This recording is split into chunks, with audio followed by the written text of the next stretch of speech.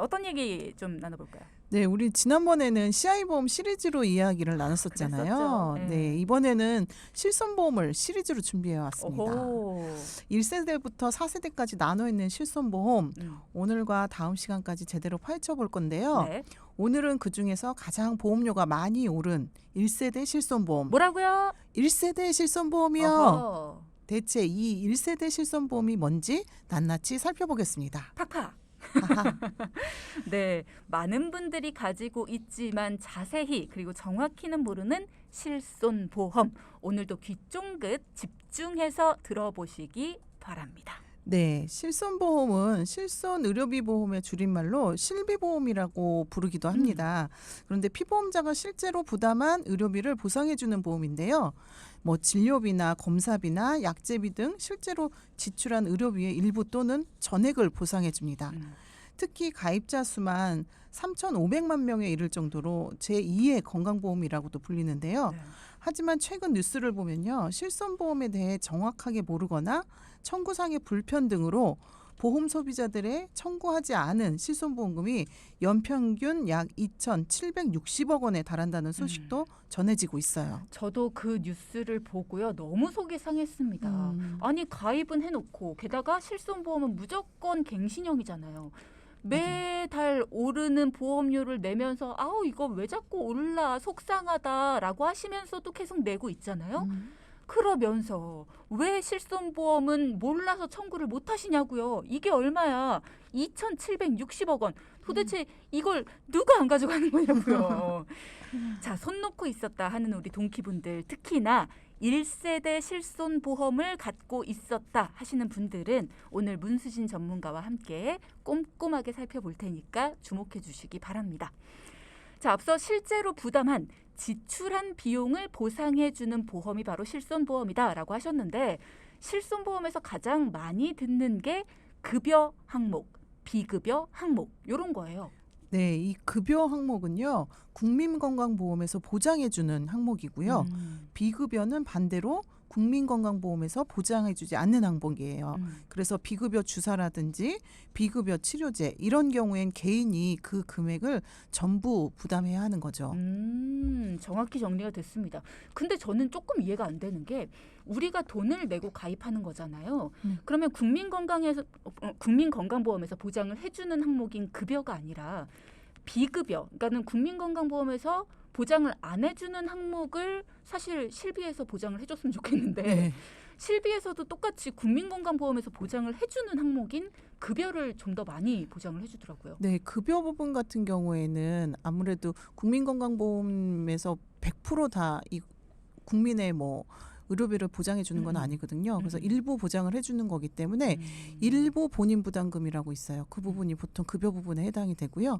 비급여 항목 이렇게 같이 해주는데 아무래도 비급여 항목을 훨씬 더 의료진들이 많이 권하는 경우도 있고요. 개인 병원에서 또 그 부분에 대한 수가라든가 이런 것들이 명확하게 보험 그 병원마다 차이가 있기 때문에 그 부분은 요즘에는 4세대 실손에서는 제한을 두는 경우들이 많이 있습니다. 그러니까요. 그래서 그렇다 보니까 그 부분을 좀 보장해주면 좋겠는데 그렇죠. 안 해주는 게 좀 아쉽긴 합니다. 자, 정확히 정리가 되셨죠, 여러분도?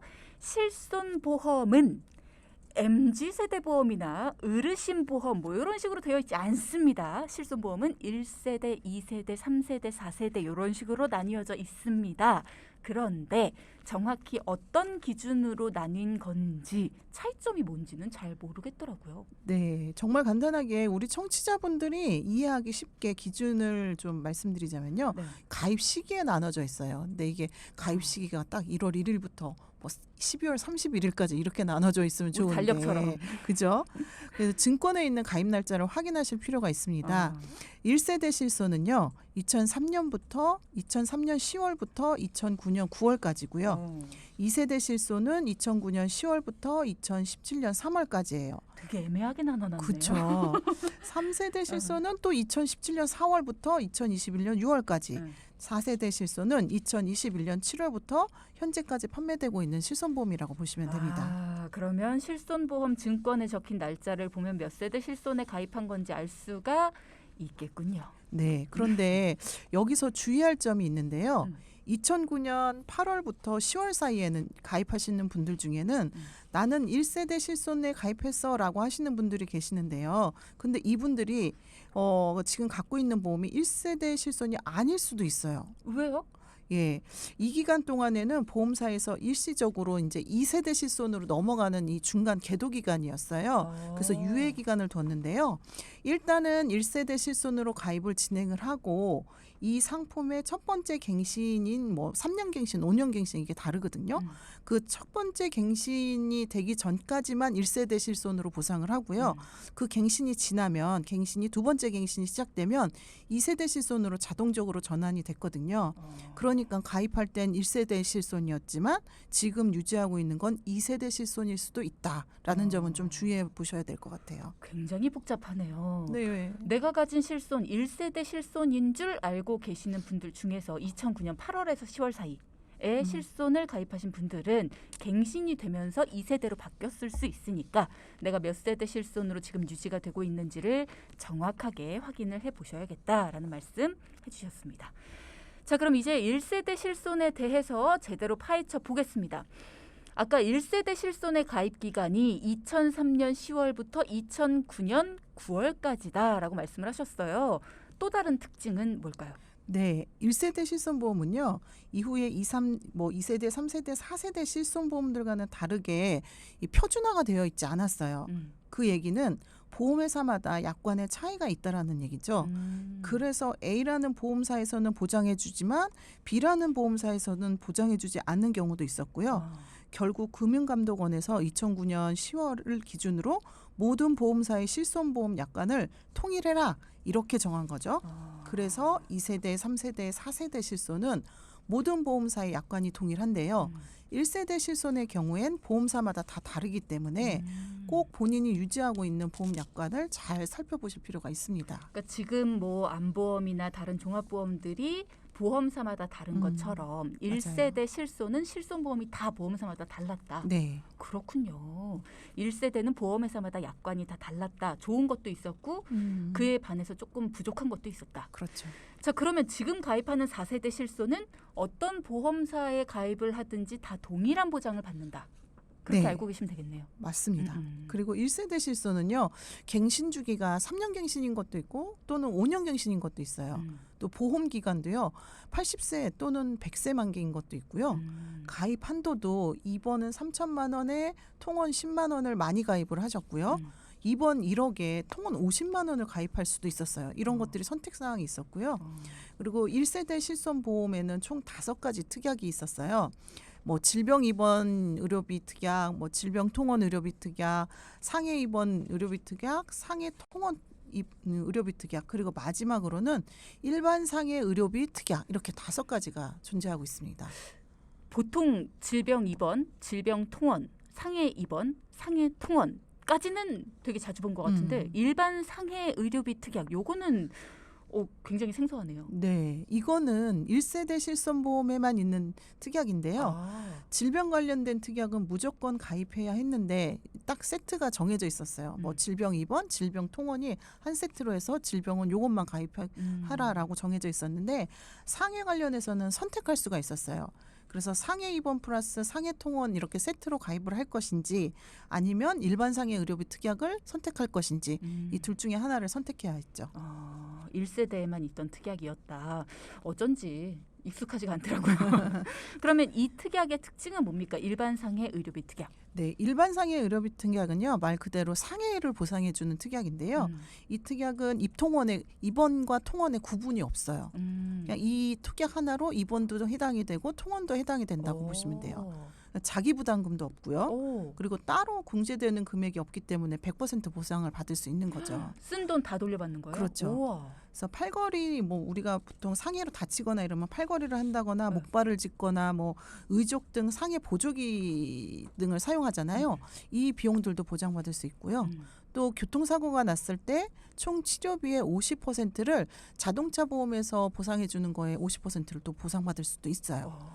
이미 자동차 보험에서 우리가 보통 처리를 받은 치료비라면 중복 보상이 지금은 안 되고 있잖아요. 그런데 이 특약을 가지고 있는 경우에는 50%까지 중복 보상도 가능한 특약인 거죠. 야, 자기 부담금도 없고 공제금도 없고 굉장히 좋네요. 이 특약이 사라진 이유를 알겠습니다. 보험회사 입장으로는. 그렇죠. 네. 또 다른 특징이 있습니까? 네, 상해로 상급병실을 이용하면 7일까지는 100% 보상도 가능하고요. 다만 이 병실 사정이 좀 불가피하게 1인실이나 2, 3인실이나 뭐 5, 6인실이 없어서 사용하는 경우, 또 의사의 소견이 있는 경우에만 가능하고요. 그리고 한의원이나 한방병원에 상해로 입통원하시는 경우에도 이 특약에서 보상받을 수 있어요. 입원을 하시든 뭐 통원을 하시든 모두 가능하신 거죠. 또 통원의 경우엔 공제액이 0원입니다. 없습니다. 대신 질병으로 인한 입원 통원은 이 특약으로는 보상받을 수 없어요. 왜냐하면 상해가 있으니까. 그렇죠. 일반 상해라고 했으니까 이 부분은 주의하셔야 되고요. 그리고 한약을 먹는 것도 보장받을 수 있는데요. 이 한약을 치료 목적으로 처방했다는 확인서만 있으면 보상받을 수 있습니다. 그렇지만 보신용 투약, 우리 보약이라고 하잖아요. 이것은 보상이 안 되고요. 한의원 보상의 포인트는 상해로 인한 입통원이어야 된다. 한약도 보상을 받을 수 있다니까 이 특약 너무 괜찮네요. 지금 유혜영 님이 저는 2009년 7월 1일에 가입한 실손이니까 1세대 실손이 맞군요. 라고 말씀을 하셨는데 그렇다면 지금 말씀드리는 게 이게 다 들어있지 않을까 싶어요. 물론 회사마다 다르지만. 그러면 이게 가능한지 한번 증권 확인해 보시면서 들으시면 더 좋을 것 같습니다. 하지만 1세대 실손의 단점도 있지 않을까 싶어요. 단점이요. 일반 상해 의료비는 사고일로부터 보상 기간이 180일이에요. 굉장히 짧죠. 보상해 주는 기간이. 이 보상 기간이 지나면 이 똑같은 사고로 입원을 하거나 통원을 하더라도 보상이 불가합니다. 그렇지만 다행인 건 사고 내용이 다르면 다른 사고로 봐준다는 거예요. 예를 들어서 운동을 하다가 손가락이 부러진 경우랑 차문에 찧어서 손가락이 부러진 경우는 다른 사고라고 보고 각각의 보상 기간을 설정하게 되는 거죠. 또 다른 단점은 가입 한도가 1,000만 원이기 때문에 그 금액이 크지 않습니다. 그래서 실질적으로 저희 고객님 중에서도 무릎이 좀 다치셔가지고 연골이 파열되는 상황이 돼서 수술을 하셨는데 이게 재수술로 몇 번을 좀 해야 되는 상황이 됐어요. 그러면 180일이라는 기간을 훌쩍 넘게 되거든요. 이럴 때는 이제 두 번째 수술부터는 본인 부담으로 다 치료를 받으셨던 그런 경험도 있었습니다. 그렇군요. 역시 모든 거는 다 장단점이 있다는 생각이 들고요. 많은 분들이 한의원 보상 또 궁금해하셨을 것 같은데 오늘 궁금증 해결하시지 않았을까라는 생각이 듭니다. 자, 그러면 우리 탄산요정님 네. 4부에서도 조금 더 자세한 이야기 1세대 실손보험에 대한 이야기를 좀 나눠볼까요? 네, 4부에서는요. 1세대 실손보험의 장단점을 설명해 드리려고 하는데요. 먼저 장점. 첫 번째는 입원 치료비의 100%를 전액 보상받을 수 있어요. 그래서 1세대 실손은 급여 비급여 항목 관계없이 가능하고요. 와, 이거 진짜 좋다. 네. 두 번째는요. 통원의료비의 공제 금액이 2, 3, 4세대의 그 실손 공제 금액보다 적어요. 그래서 1세대 실손의 공제 금액은 5,000원이거든요. 근데 표준화 이후의 실손보험, 즉 2, 3, 4세대의 실손보험의 공제 금액은 10,000원이다라고 보시면 되겠어요. 자기 부담금과 공제 금액은 다른 거죠? 그렇죠. 네. 그러니까 공제 금액이라는 거는 그 금액을 빼고 나머지 금액 중에서 이제 자기 부담금을 다시 책정을 하는 거잖아요. 네. 보상을 해주는. 네네. 공제금이 그 금액을 공제하고 나면 이 5,000원을 뺀 나머지 금액을 전체 보장을 해주는 거고요. 세 번째로 장점은요. 외래 통원비랑 약제비를 합산해서 공제 금액을 제해요. 그래서 통원비가 예를 들어 10만 원, 약제비가 5만 원이 나왔다. 그럼 보상을 얼마나 받을 수 있을까요? 두 개 합해서 15만 원이니까 공제금 5,000원을 빼고 14만 5천 원. 맞습니다. 예, 이렇게 나오는 거예요. 원래 지금은 이제 각각을 하기 때문에 뭐 통원비에서 일부 빼고 약제비에서 일부 빼고 이렇게 두 가지를 나눠서 빼거든요. 오늘 또 하나를 좀 알려드리면 또 둘을 아는 우리 쭈디님 대단하십니다. 지난번에 금요일 팀에서는 하나를 알려주니까 10개를 한다고. 1000개를 졌네. 너무 많이 졌는데. 너무 많이 졌는데요. 네. 그 네 번째 장점은요. 갱신 주기가 3년, 5년으로 좀 길죠. 요즘 나오는 4세대 실손은 갱신 주기가 1년이거든요. 네. 상세대랑 비교하면 확실히 길긴 하죠. 그러게요. 이 밖에 또 다른 장점을 찾자면 어떤 게 있을까요? 우리 실손보험이 2, 3, 4세대는요. 그 재가입 주기라는 게 있거든요. 근데 이 재가입 주기가 없어요. 그래서 보장 내용의 변동이 없는 거죠. 그래서 4세대 실손은 재가입 시기가 되면은 그 변동된 내용으로 재가입을 진행을 하거든요. 근데 1세대 실손은 처음 가입했을 당시의 보장을 그대로 유지해 주는 거죠. 생각보다 1세대 실손보험의 장점이 참 많네요. 예. 다시 정리를 해보자면 입원 치료비의 100%를 전액 보상을 받을 수 있다. 그리고 통원 치료비, 통원 의료비 공제 금액이 2, 3, 4세대 실손의 공제 금액보다 적다. 5,000원이니까. 그리고 외래 통원비랑 약제 비용을 합산해서 공제 금액을 제한다. 거기다 갱신 주기가 3년, 5년 이런 식으로 길다. 길면은 늘어날 때까지의 그 주기가 길다 보니까 아무래도 좀 부담이 적겠죠. 그렇죠. 자, 그렇다면 1세대 실손 보험의 두구두구 단점은 뭡니까? 네, 방금 전에 그 갱신 주기가 길다고 했잖아요.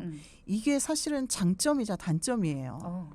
이게 갱신 주기가 길면 보험료가 올라가는 주기도 3년, 5년에 한 번씩 이렇게 올라가는 거잖아요. 그죠. 그럼 보험료가 한 번에 많이 올라가겠죠. 그렇죠. 올라갈 때는 진짜 소리 나겠죠. 네. 심지어 이런 사실을 몰랐으면 더 당황스러우셨을 수도 있는데요. 또 말씀드릴 수 있는 건 면책 기간과 보상 기간이에요. 네. 질병 통원 입원비와 질병 입원 입원비는 동일한 질병으로 인해서 첫 번째 통원은 혹은 첫 번째 입원한 그때부터 1년 동안만 보상을 해줘요. 그 이후로는 180일 동안 면책 기간이어서 그 면책 기간 동안에는 동일한 질병을 보장받을 수 없습니다. 대신에 그 기간이라고 할지라도 다른 질병으로 입원이나 통원을 하면 가능하고요. 그렇군요. 각 질병마다 보상 기간과 면책 기간이 다르다. 이렇게 네. 생각을 하면 되겠네요. 네, 맞습니다. 그리고 1년이라는 보상 기간에도 한도가 있긴 한데요. 네. 그 통원에는 일수의 한도가 있어요. 기간은 1년이긴 하지만 동일한 질병으로 통원을 하면 1년 동안 각 질병당 30회 한도가 보상이 되는 거죠. 30회를 초과하면 보상이 안 된다. 1년이라는 기간 이내에 30회가 넘어가면 더 이상 보장이 어려우니까 이 부분은 꼭 주의하셔야 하고요. 저는 1세대 실손을 가지고 있으면 병원 무조건 많이 가면 유리해 이렇게 생각을 했는데 아니네. 횟수 한도가 있네요. 네네. 그리고 중요한 건 1년 동안 다 채워서 보상을 받지 않더라도 마지막 통원 혹은 마지막 입원 후에 180일이 지나서 다시 통원 입원을 하면 새로운 질병으로 간주해요. 무슨 말인지 모르겠어요. 예, 예를 들어서 우리가 고혈압으로 뭐 2023년 1월 1일에 통원을 했어요. 그리고 나서 180일이 훨씬 지난 2023년 8월 1일에 통원을 했어요. 그럼 그 중간에 180일이 훨씬 지났잖아요. 그죠. 그러면 2023년 8월 1일에 통원한 거는 첫 번째 통원을 다시 보는 거예요. 그래서 새롭게 그날부터 1년 동안 보상을 해주는 거예요. 그러니까 1월 1일부터 1년이 아니라 180일이라는 면책 기간을 지나고 나서 다시 갔으니까 그쵸. 8월 1일부터 1년으로 다시 봐준다. 네, 맞아요. 이제 그 상해 통원 의료비랑 상해 입원 의료비에 대해서 한번 설명을 해드릴 텐데요. 네. 이 특약들은 사고일로부터 1년 동안 보상한 후에 동일한 사고는 다시는 보상하지 않아요. 예를 들어서 운동을 하다가 손가락이 부러져서 통원하고 입원을 했다. 그럼 일단 365일 동안은 보상은 해요. 그리고 1년이 지난 이후에 통원 입원을 해야 한다면 이 부분은 더 보상하지 않는다라고 보시면 됩니다. 아니 근데 질병은 면책 기간 180일이 지나면 동일한 질병이어도 보장을 해준다라고 하셨잖아요. 네, 맞아요. 이 부분에서 질병 관련 그 실손특약과 좀 다른 거예요. 상해 쪽이. 그 외에 180일 면책 기간과 1년이라는 보상 기간은 좀 동일한데요. 또 동일한 질병은 우리가 아까 180일 지나면은 반복적으로도 해줬지만 상해 쪽은 그렇지 않다. 그리고 마지막으로 단점은 1세대 실손보험료가 조금 비싼 편이죠. 많이. 그렇죠. 예. 예. 아무래도 100% 다 돌려준다라고 하다 보니까 아무래도 보험료가 비싸다. 그래서 예전에 실손을 갖고 있으면 우리가 쓴 만큼 돌려받아 좋긴 하지만 보험료가 부담되기 때문에 최근에 이제 4세대로 이렇게 좀 갈아타는 그런 분들이 좀 많으시죠. 예. 네, 맞아요. 이때 이제 교체를 좀 고민하신다. 보험료가 많이 오른다라고 하면 확인해야 되는 내용이 있는데요. 내가 1년에 병원을 얼마나 자주 가는지, 또 내가 1년 동안 병원에서 쓴 비용이 얼마인지, 그다음에 1년 동안 실손보험료가 얼마가 나가고 있는지 이런 것들을 좀 비교해 봐야 되고요. 뭐 1억에 50짜리의 1세대 그 실손보험 가지고 계신 분들보다는 3천에 10짜리를 가지고 계신 분들, 통원 비용이 10만 원인 분들이 조금 더 고민을 많이 하셔야 되는 부분이에요. 내가 실질적으로 보상받는 통원으로 보상받는 게 10만 원인데 보험료는 10만 원, 20만 원 이렇게 15만 원 이렇게 내고 있다라고 한다면 이거는 좀 고민을 좀 더 깊게 해봐야 될 문제예요. 그렇군요. 조금 더 교체를 좀 판단하시기엔 쉬운 그런 가입 금액대인 것 같아요. 예. 내가 병원을 가면서 얼마를 쓰고 있는지, 내가 내고 있는 보험료가 총 얼마인지. 그러니까 내가 지금 매달 내고 있는 돈이 너무 부담스러워라기보다는 1년 동안 썼던 돈을 좀 계산을 같이 해보시는 게 필요하다라는 거. 그리고 바꿨을 때도 비교를 한번 해보셔야 된다는 거 꼭 기억을 해두셨으면 좋겠습니다. 오늘의 포인트 짚어보겠습니다. 첫째. 내가 가입한 실손보험, 증권에 써있는 가입 날짜로 몇 세대인지 알아보자. 둘째. 일반 상해 의료비 특약, 1세대 실손에만 있는 특약이니 나에게도 있는지 잘 살펴보자. 셋째. 1세대 실손 교체가 고민된다면 1년 동안의 병원 입통원 횟수와 총 의료비 그리고 내가 낸 보험료를 비교해 보자. 네. 지금까지 문수진 전문가였습니다. 고맙습니다. 감사합니다. 방송 중에 상담해드리는 내용은요. 청취자 여러분의 올바른 투자 판단을 위해 참고로 드리는 말씀입니다. 금융상품 가입이나 해지 같은 판단은요. 스스로의 책임으로 결정하셔야 한다는 점 꼭 기억하시기 바랍니다.